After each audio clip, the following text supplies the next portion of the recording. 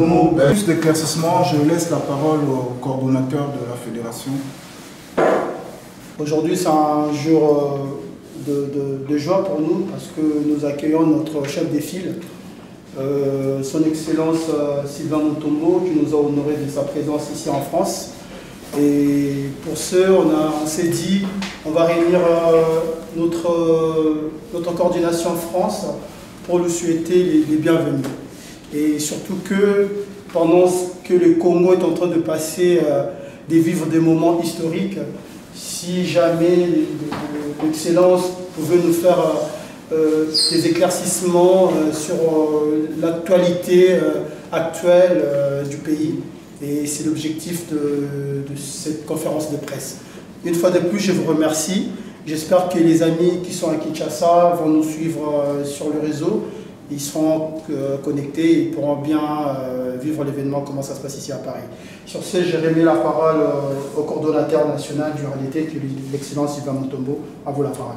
Nation nationale du Rassemblement des démocrates tshisekidistes, tous les combattants et combattantes du RDT France. Aujourd'hui, je n'allais pas prendre la parole compte tenu du grand silence que j'ai pu observer pendant un long moment. Stratégie, non stratégique, Dieu seul sait. Mais à partir de la France, la fédération ou la coordination ou la représentation de la France a voulu bien organiser une activité autour de grands sujets d'actualité de la République pour que je puisse donner des éclaircissements et dire pourquoi nous devons prendre telle attitude ou telle autre attitude.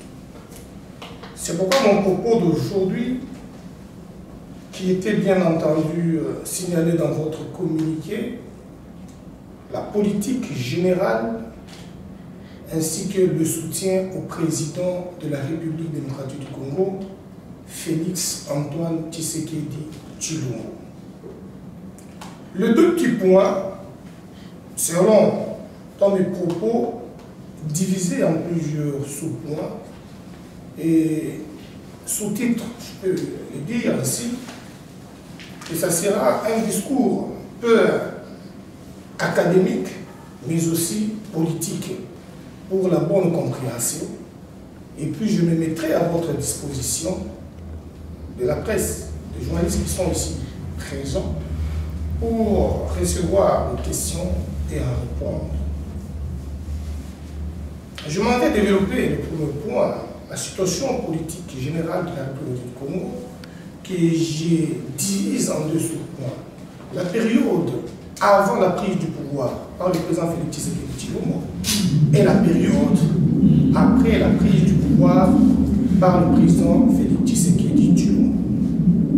J'aimerais vous dire que la République démocratique du Congo est une évolution historique. Et cette évolution historique n'a pas commencé directement par la nation que nous appelons aujourd'hui RDC.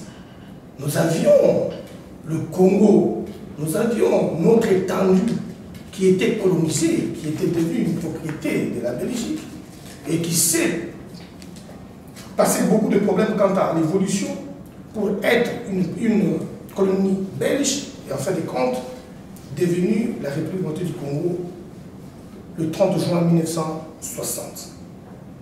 Pour bien comprendre d'où nous sommes venus, où nous allons, il nous faut faire une rétrospection. Kimbangu s'est battu pour que le Congo puisse être une nation appartenant aux Congolais et seuls les Congolais pouvaient bénéficier de ses richesses. Kimbangu s'est battu contre le colonisateur. Il s'est battu pour que tout ce qui était comme sévices liés à l'esclavagisme de l'homme noir ne puisse pas être une réalité en Afrique, mais aussi au Congo. Il n'était pas seul. Il y avait ceux dont nous avions appelé dans l'histoire politique de notre pays les Chiptawal, les Epikini Pikini, les Lessa, Moana Lessa, les Sankoussa, qu'on appelle Sankoussa, les Sankoussa que vous connaissez très bien. Tous ces gens-là se battaient pour l'identité nationale, pour l'identité congolaise, pour que la Belgique, la colonie belge puisse s'éteindre, ainsi que voir comment est-ce que les Congolais pouvaient s'auto-dominer eux-mêmes. C'est ce que nous appelons en gros les droits de peuple à disposer d'eux-mêmes. Mais Dieu avait permis qu'en 54, en 56, que des jeunes évolués se mettent ensemble pour essayer d'orienter cette lutte de nos pères fondateurs qui se battaient sans connaissance scientifique, qui se battaient sans connaissance idéologique. Mais le combat avait une seule vocation, celle de voir les Congolais prendre le destin de leur pays. Et Kimpavita, Kimbangu, Lumumba, Kasavubu, que nous pouvons considérer comme parmi les premières élites intellectuelles qui avaient focalisé le groupe de pression au niveau des écoles, des frères chrétiens, de frères ceci, pour se battre afin d'obtenir notre indépendance en 1960. Ce n'est pas eux qui avaient commencé, ils avaient pris le courage de continuer le combat des autres, qui étaient d'ailleurs, d'autres étaient emprisonnés, comme Kimbangu était emprisonné et tant d'autres étaient tués. Mais nous avons réussi en 60 d'avoir une identité commune, d'avoir une citoyenneté, d'avoir une souveraineté. Mais cette souveraineté n'était pas une. Mais ces gens-là se battaient pour quoi? Ils se battaient pour l'identité de la République du Congo. Ils se battaient pour nos richesses. Ils se battaient pour que demain, un Congolais puisse vivre comme la vie que certains mènent ici en Europe. Parce que la richesse que nous avons, c'est une richesse qui doit être transformée en richesse matérielle. Donc de la transformation potentielle à la richesse matérielle. Mais cela demande une énergie. Il y a eu ce qu'il y a eu en 64, vous le savez bien, il fallait corriger les erreurs de la loi fondamentale. Les erreurs de la loi fondamentale qui avaient créé une crise, qui avaient créé une instabilité gouvernementale. Et quand il y a une instabilité gouvernementale, il ne peut pas y avoir de développement d'un pays. Et la loi de 1964 créait l'équilibre entre le président de la République et le Premier ministre. Cet équilibre devait maintenant donner à chacun ses compétences et à chacun ce pouvoir pour que cela ne puisse pas encore revenir. Mais Mobutu qui était préparé avait son plan. Kasavubu, qui n'avait pas suivi le bon conseil, au lieu de retourner le pouvoir à celui qui avait la majorité parlementaire, qui était Moïse Tchombeka Kapet. Mais fort malheureusement, on a fait une erreur très brutale qui nous a causé le tort de permettre encore Mobutu, dans sa sagacité politique et stratégique, de dire que ces gens ici, ils reprennent encore l'erreur de 60. Cette fois-ci, l'armée contrôle le pouvoir. En 65, vous le savez maintenant bien, Mobutu a pris le pouvoir politique. La crise Tchombe et Kasavubu, Tchombe qui va rentrer pour faire sa sécession, nous pouvons rentrer pour faire la sécession du Sud-Kasaï, et les Moulélés qui commencent à attaquer aussi par les Kwapa Kisangani et d'autres, et les Bouéniers et autres, et la République était divisée. Il aurait fallu maintenant qu'il y ait un homme fort. Et Mobutu était sorti comme un homme fort en tant que militaire. Il a neutralisé, et le président de la République qui avait violé la même disposition dont question est l'article 78 de la Constitution. Ce n'est pas une histoire d'aujourd'hui. Ce n'est pas une histoire d'aujourd'hui. Vous devez comprendre ça, que c'est un lien de la recherche à la stabilité constitutionnelle de l'autorité du Congo. Parce que la France en a subi. Si je vais vous faire ici la rétrospective de l'évolution constitutionnelle en France, vous allez vous dire que c'était plus pire que chez nous au Congo en 60 ans. Mais quand vous prenez la France, depuis 1789, jusqu'à nos jours, vous allez compter plusieurs constitutions. Ils se battaient aussi pour une stabilité constitutionnelle. Et je vous dirais que la France a réussi avec De Gaulle, avec la Constitution de la 5e République de 1958. C'est la réussite de la France. La France a souffert en 1791. Cette constitution n'avait jamais été appliquée. Après le combat pour la neutralisation de l'Empire. L'Empire, c'est la constitution pour la deuxième fois. On l'a encore neutralisé.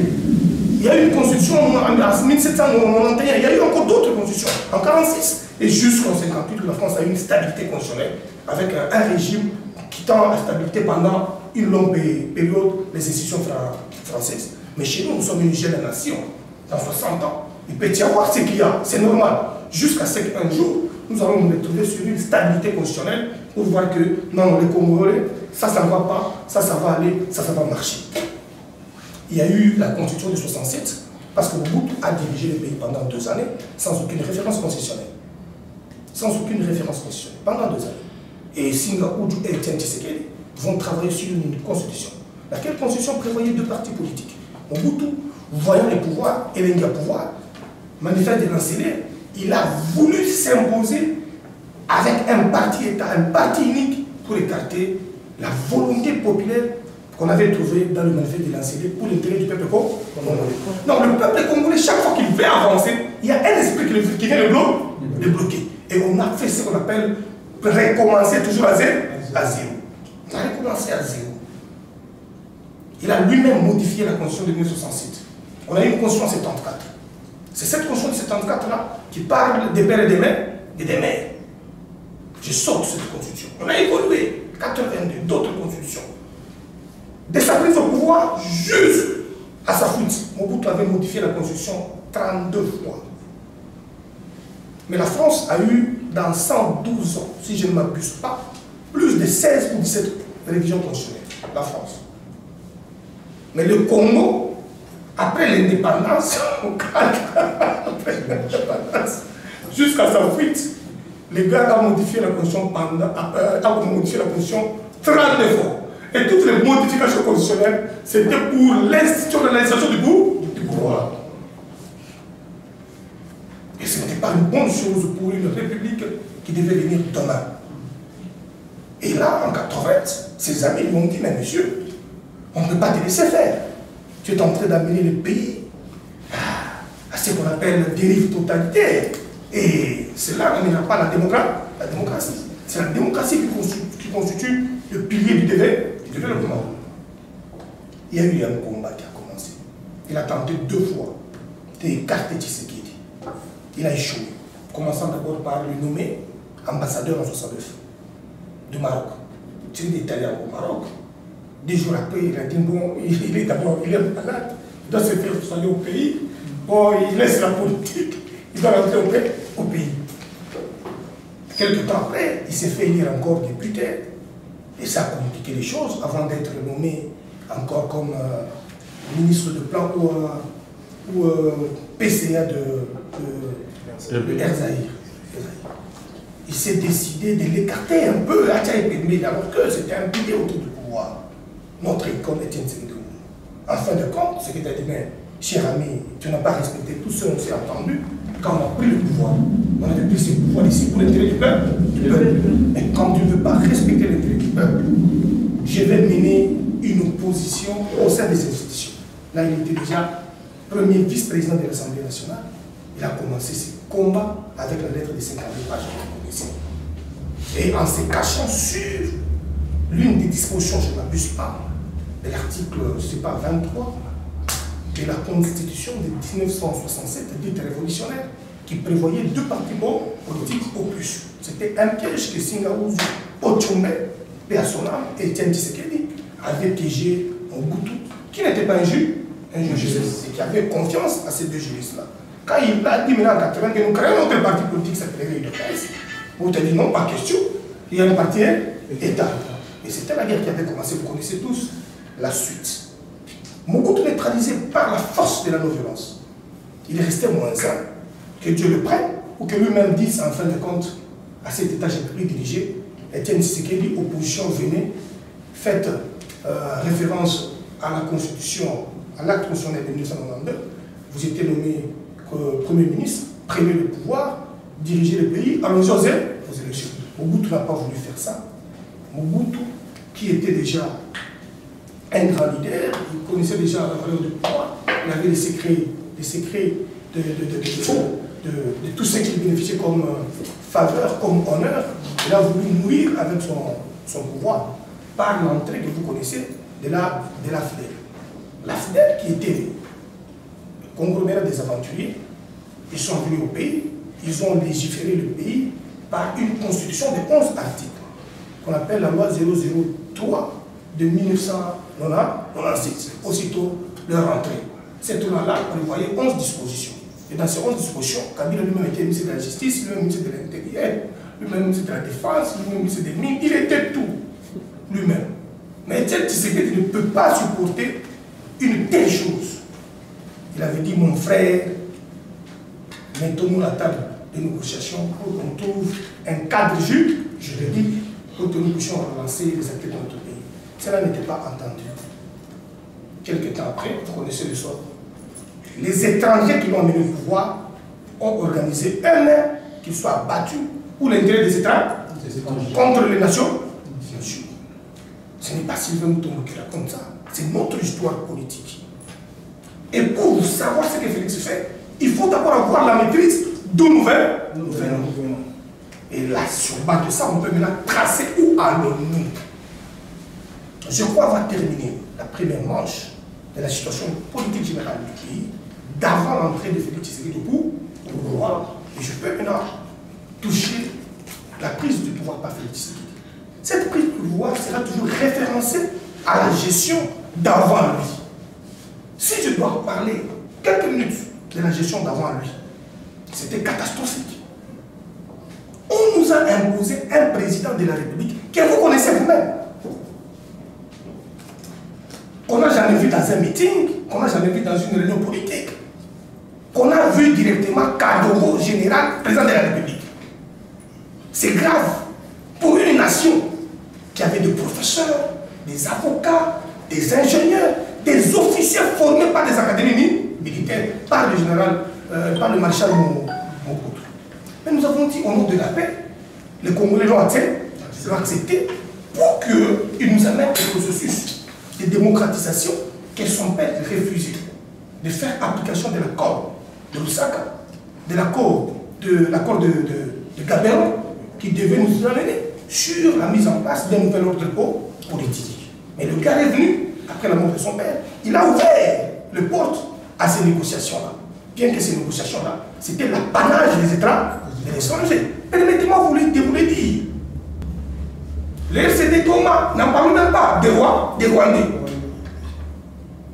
Allez-y me dire la représentation du RCD Goma à Lubumbashi. Il n'y en a plus. Alors qu'ils avaient pris 3 quarts de la République. Où sont leurs membres? Parce qu'ils avaient pris 3 quarts de la République. Allez-y me montrer où est-ce qu'ils se réunissent. Où sont leurs membres? Je les aime bien. Et où sont leurs membres? Ils avaient pris 3 quarts de la République. Et à San City, ils ont pris 90 députés dans les institutions. 90 députés. Champion de 90 députés. Roubaix, 90 députés. Tous les rebelles là qui étaient appuyés par les pays étrangers, là, ils avaient des députés. Dans les députés là, il y avait des étrangers. La stratégie de la déstabilisation du système sécuritaire, afin d'ouvrir la porte aux étrangers. Et quand ils sont entrés, ils se sont battus. Ils ont échoué à gagner le terrain. L'un contre l'autre, l'autre contre l'autre. Ils ont échoué de gagner le terrain. Chacun avait sa position. L'autre est resté avec Kinshasa et un tiers de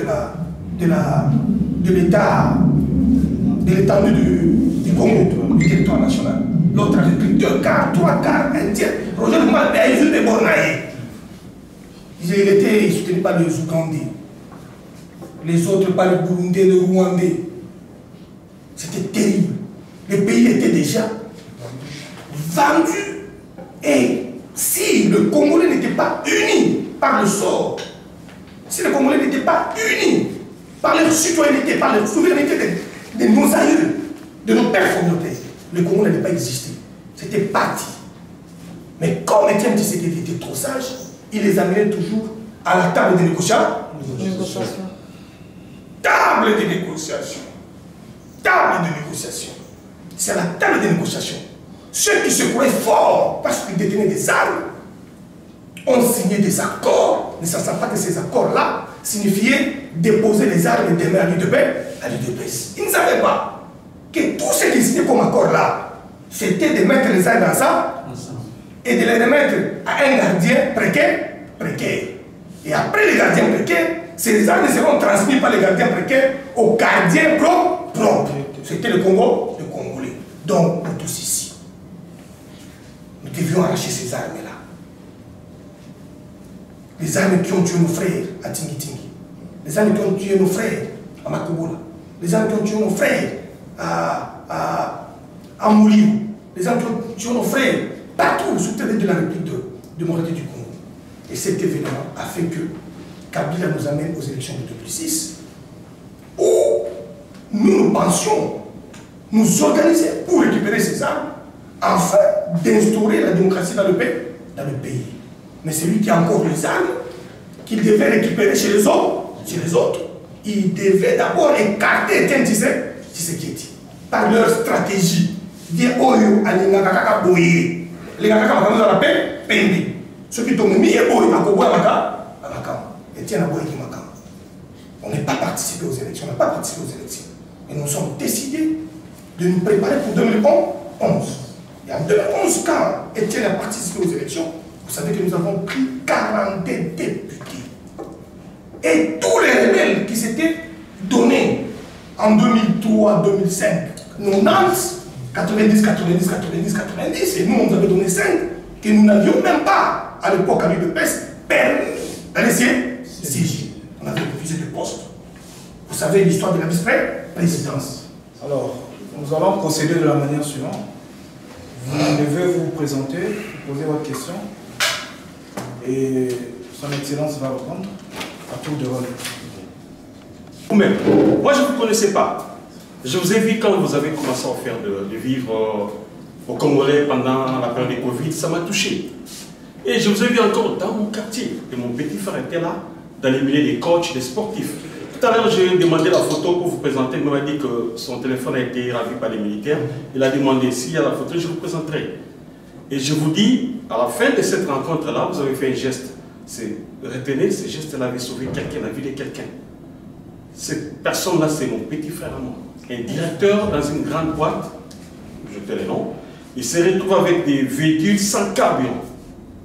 Et ces jours-là, ce que vous avez fait, ça a permis d'acheter le carburant parce qu'il avait souffert de la Covid, il était mourant.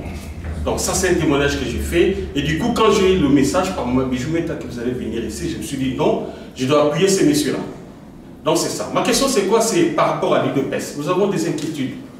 Nous nous focalisons sur les activités du chef de l'État, nous devons l'appuyer, nous sommes d'accord. Mais au sein de l'UDPS, il y a des problèmes sérieux. Notre inquiétude, c'est que si réellement nous aurons des élections en 2023, quelle est votre analyse? Quelle analyse que vous faites sur la possibilité que nous puissions avoir la majorité au Parlement? Ça, c'est ma première question. Merci, je vous remercie. Merci. Bonsoir à tous. Bonsoir. Et mes civilités, Excellence. Moi, c'est M. David Benzo. Je suis avocat au barreau de Kinshasa Matete. Alors, ma question porte tout d'abord sur votre gestion.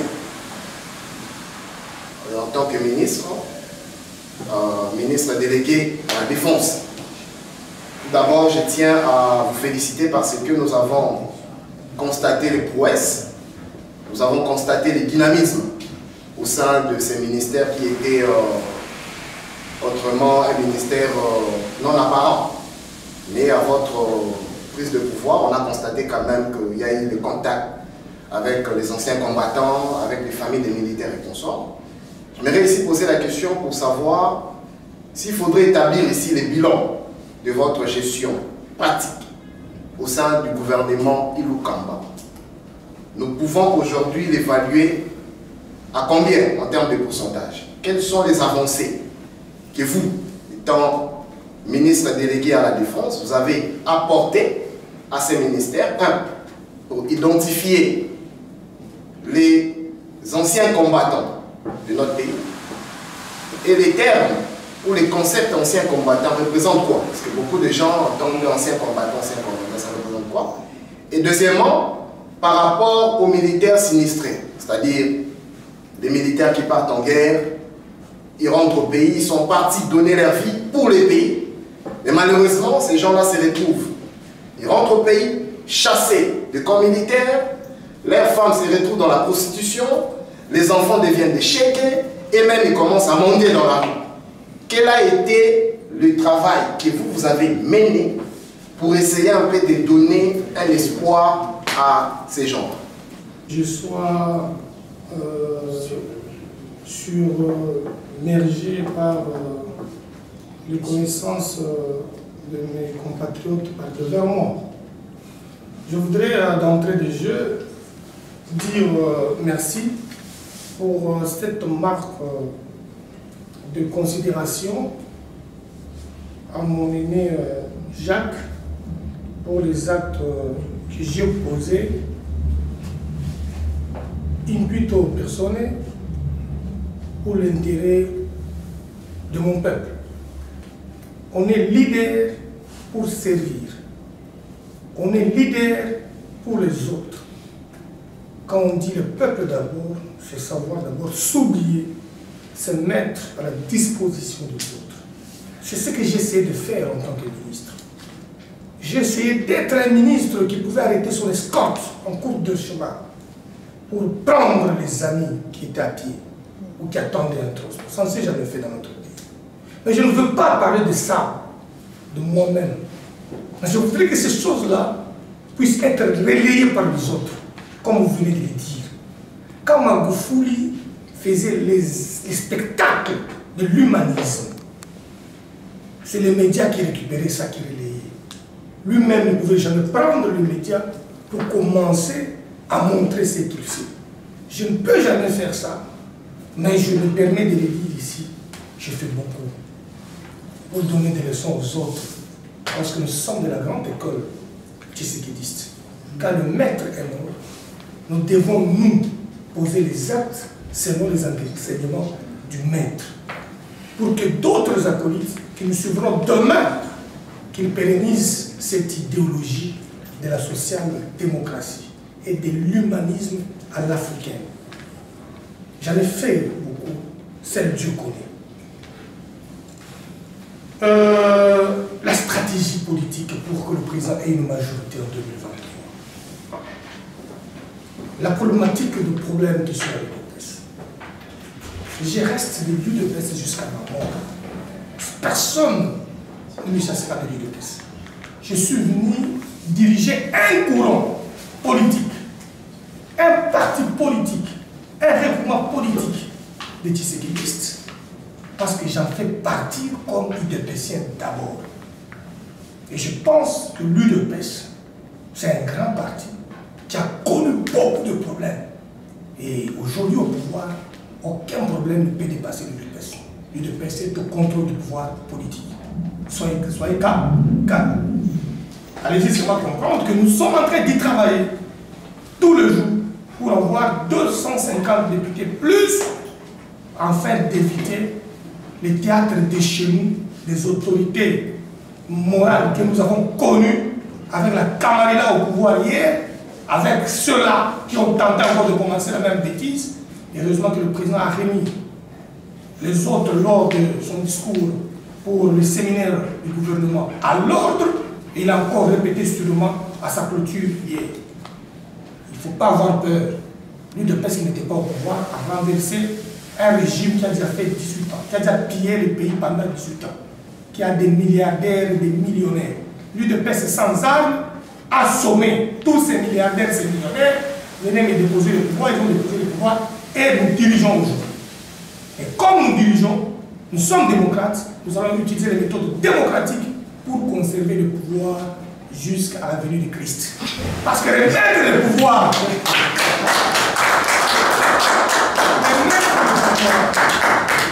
remettre le pouvoir dans les mains des anciens pillés qui ne sont pas encore renvoyés au centre de rééducation, c'est tuer notre postérité. Comme vous venez de chanter tout à l'heure ici, nous nous battons pour notre postérité. Sur le média, la candidature de M.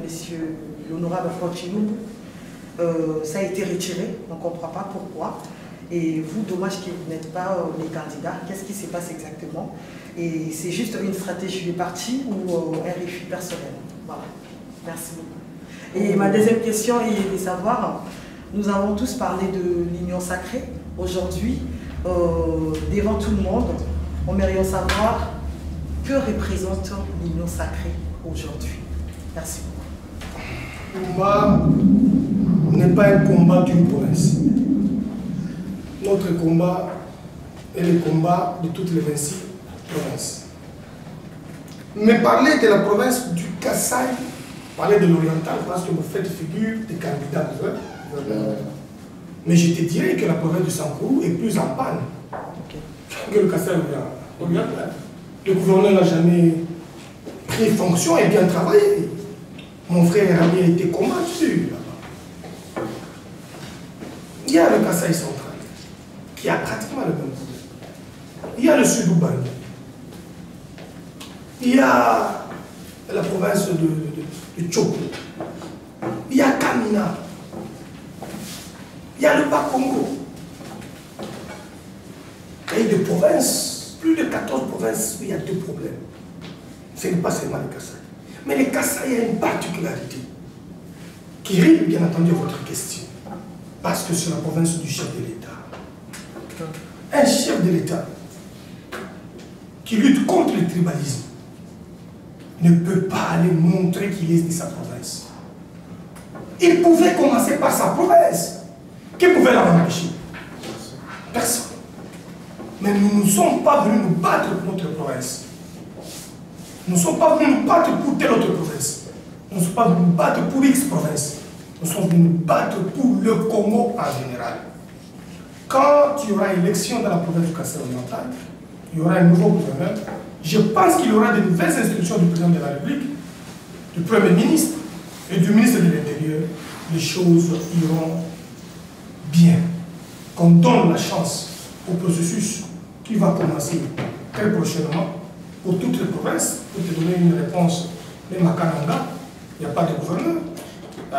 Kamina, il y a des problèmes à gauche, à droite. Déjà, une réunion du Conseil des ministres avait prévu et instruit le ministre de l'Intérieur de faire un rapport quant à toutes les provinces qui ont des problèmes, afin de régler ces problèmes par de nouveaux gouverneurs. Journaliste de la chaîne Clébois.com. Excellence, tout à l'heure, nous avons parlé de la corruption dans l'armée. Vous nous avez dit pendant le discours que vous étiez au courant que la corruption était là, que vous avez averti donc, les autorités, y compris, je pense, le chef de l'État. Dernièrement, on a vu le chef de l'État à Goma qui donc, nous a fait une interview où il nous disait justement qu'il était au courant qu'il y avait de la corruption. Comment ça se fait que c'est à son retour de Goma qu'il a pu s'activer? On a eu des arrestations et des arrestations et d'autres choses qui ont été faites. Est-ce qu'on ne vous a pas écouté en tant que ministre délégué où il fallait qu'il aille sur place pour se rendre compte qu'il y avait un problème? Ancien combattant en Boujouaï. Et j'avais retourné au trésor public plus de 900 millions de francs congolais par mois. Il y avait 10 000 personnes qui bénéficiaient de fonds alloués au traitement des anciens combattants. Je pense que la presse en avait parlé. Il y a des vidéos où le gouverneur de province retourne 350 millions de francs congolais pour 8 mois ou 6 mois. C'était 2 milliards, quelque chose qui remettait au caisse du trésor. Moi-même, j'ai fait invalider sous la liste de paie 3500 anciens combattants à Kinshasa qui constituaient des doublons, qui bénéficiaient de double paiement. On a fait une commission de travail avec le ministre du budget et on a trouvé que c'était des fictifs. On les a annulés. Et en Bourgeois, il y avait des officiers ainsi que des divisionnaires du budget et de finances qui étaient arrêtés, qui sont devant le juge, qui ont comparu. Et la suite des événements a fait que mon aîné, le ministre de la Défense nationale, Moukena, avait à son tour annulé 9000 doublons au niveau de la défense et sécurité. 9000 doublons, 9000 doublons. Prenez 9000 doublons, fois autant d'argent, fois autant d'années. C'est combien d'argent? Alors c'était un bel exemple. Et les autres, il fallait réunir des moyens, il fallait des commissions stratégiques. Et le président de la République, ce n'est pas quelqu'un qui se prononce comme ça. C'est-à-dire, on lui a donné tous les dossiers et toute la traçabilité. Et il a mis maintenant le mécanisme procédural. Les gens sont arrêtés. Ils sont déjà devant la cour militaire, en train d'être entendus. Et c'est ce qui fera que l'argent rentre encore dans le budget de l'État, dans les trésors publics. Je suis étudiant en master en matériaux Paris-Saclay. En effet, j'en ai deux questions qui concernent globalement la jeunesse. Ma première étant celle-ci. Je tiens quand même à commencer par dire que je vous remercie parce que je suis un peu ébloui par l'aisance de votre personne ainsi que votre capacité à pouvoir placer les choses, mais aussi à retracer l'histoire. C'est tellement remarquable. Étant jeune, nous n'avons pas souvent l'habitude d'écouter ce genre de discours qui absolument on en a besoin. La première des questions serait liée à la notion de double nationalité. Enfin, j'ai quand même l'habitude de suivre le président, même vous, je vous suis aussi souvent avec vos interviews et lorsque vous passez devant les journalistes. Il y a un jour, le président avait évoqué quand même cette notion de la double nationalité qui concernait un peu le côté diaspora, que s'il y avait un moyen, vous pouvez aller se pencher sur cette question-là par rapport aux personnes et par leur parcours changer de la nationalité. Je pense que vous en êtes capable de pouvoir certainement évoquer cette question. Et étant donné que vous êtes aussi docteur en droit constitutionnel, puisque... Non, je suis doctorant. En doctorat en droit constitutionnel. Bientôt, là, dans les jours venus, je voudrais défendre ma thèse à Montpellier. Ah, super. Et je suis docteur en sciences politiques. En sciences politiques. Et du coup, ma question était... J'ai un PhD en sciences politiques. Ah, super. Du coup, est-ce que nous pouvons espérer, parce que je pense qu'aujourd'hui, tous les yeux sont fixés pour les élections qui vont venir bientôt, est-ce que dans ces parcours autant qui est un peu réduit, est-ce qu'on peut quand même espérer que cette question-là de la double nationalité puisse être évoquée, notamment à l'Assemblée nationale, par les présidents, parce qu'il avait émis ça par une question de journaliste. La deuxième question serait axée sur la jeunesse, que vous entendez parler, c'est vraiment des éclaircissages que nous avons besoin en tant que jeunes, faisant partie de la RDT, est-ce que dans l'avenir, et aussi dans l'idée des élections qui vont pouvoir venir, est-ce qu'il y a des moyens à mettre en place de mécanismes qui va justement permettre à ce que la jeunesse puisse être au courant et aussi guidée et aussi éclairée sur la situation de notre pays, parce que vous, en arrière-temps, vous avez pu retracer l'historique de le début jusqu'à où est-ce que nous en sommes, où est-ce que nous en sommes maintenant, où est-ce que nous sommes en train de nous projeter. C'est remarquable et nous n'avons pas souvent cette possibilité à comprendre les choses telles que vous avez bien évoqué. Est-ce que dans l'avenir, il y aura un moyen de mettre en place peut-être des ateliers ou des formations d'information pour la jeunesse afin que nous soyons mieux informés pour pouvoir y répondre aussi à la problématique de notre pays? Merci. L'évolution de la chose. Ça fait partie de l'évolution de la chose. Il y a les Congolais qui ont changé de nationalité, qui ont des compétences, qui sont de père et de mère, qui sont de mère, qui sont de père, qui peuvent rentrer dans le pays avec leurs compétences et leurs entreprises, leur argent, servir le père, le pays. Mais il faudrait qu'on puisse arranger la loi pour voir quand est-ce qu'ils peuvent accéder à des super fonctions, qu'est-ce qu'il faut faire par rapport à cela. C'est pourquoi il y a un ami qui propose une loi sur la double nationalité. Un ami du FCC que j'aime bien, un jeune avocat en talentueux, Maître Moutama. Maître Moutama, il propose une loi sur la double nationalité. Nous ne pouvons pas nous en passer. Les grandes nationalités, les grandes nations ont eu à évoquer cette question et ils ont ouvert la brèche. Ça a donné beaucoup d'avantages. Vos enfants, leurs petits-enfants, qui auront la souche congolaise de père et de mère, ou de mère, ou par filiation, par je ne sais quoi, ils diront toujours dans un emballé, dans la Bible.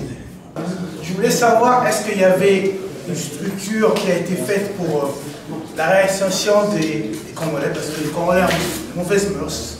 Est-ce qu'il y aura des formations scolaires?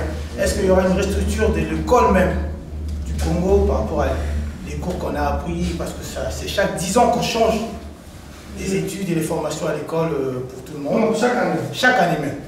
Et puis, deuxième question, c'est par rapport au climat financier.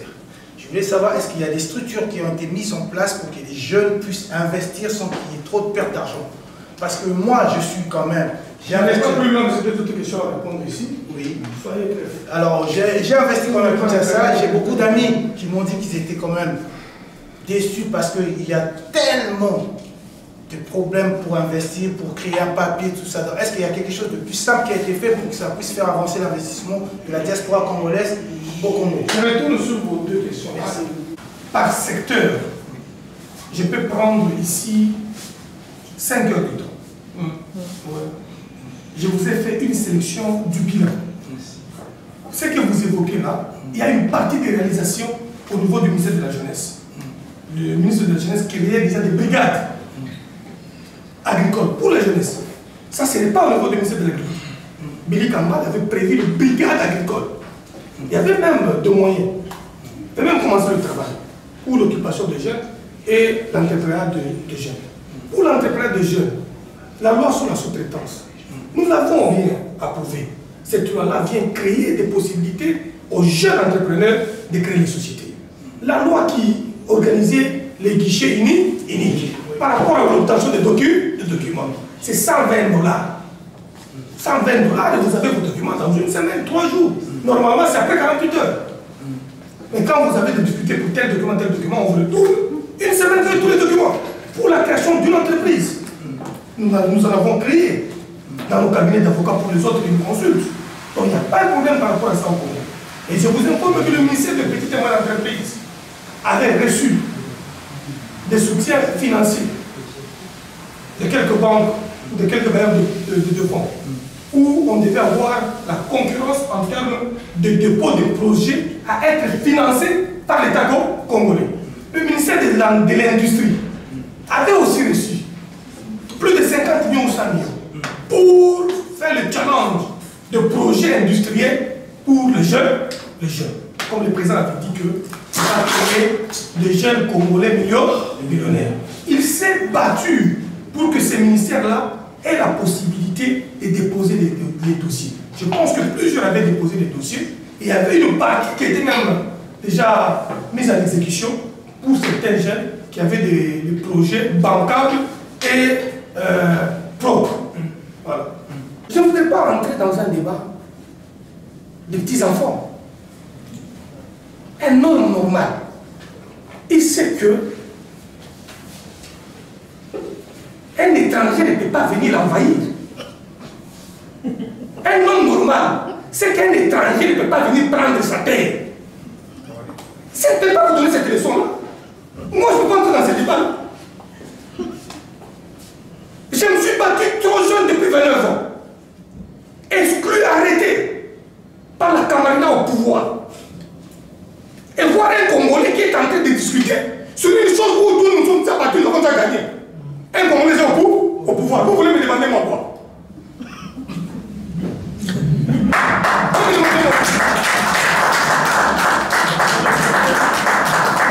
Ces Congolais-là au pouvoir vont prendre son pouvoir et remettre à l'étranger. S'il faut être malade, il ne faut pas m'amener dans ce débat-là. Je n'y entrerai jamais.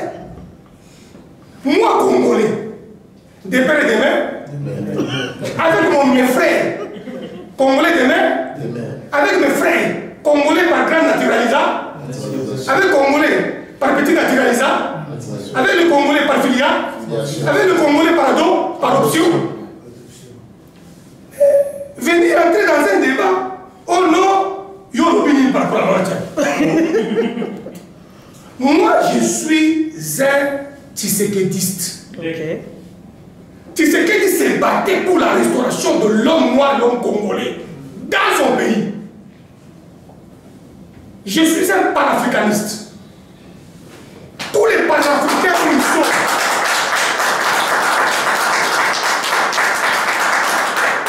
tous les panafricains où ils sont dans leur pays, tu ne verras jamais un panafricain venir te dire que non, au nom de la démocratie, un étranger peut traverser la frontière pour prendre la tête d'un pays au pays. Non. Si tu es Congolais, soumets-toi aux lois des Congolais. Point barre. Moi, je vais venir discuter là. Que je soutiens Tchani ou je soutiens pour le contre Tchani. Non. Moi, je soutiens les Congolais et la citoyenneté congolaise. Un vrai fils du pays protège son père, son pays. Je suis. Bon voter, ça ne me regarde pas. connaissent la veille? Est-ce que les vrais révolutionnaires ont commencé à parler de cette question? Nous avons laissé beaucoup discuter. Bah, toi, ça canne. Je n'insulte personne. Je vais présenter quand même le bureau, les camarades qui travaillent avec nous. Pendant tous ces temps, je sais que le Covid, ça n'a pas été facile pour nous.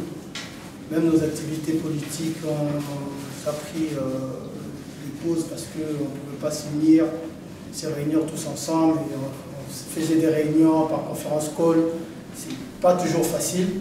Mais là, comme on est tous en famille, je vais essayer de présenter quelques camarades qui sont là parce que les autres sont partis en vacances.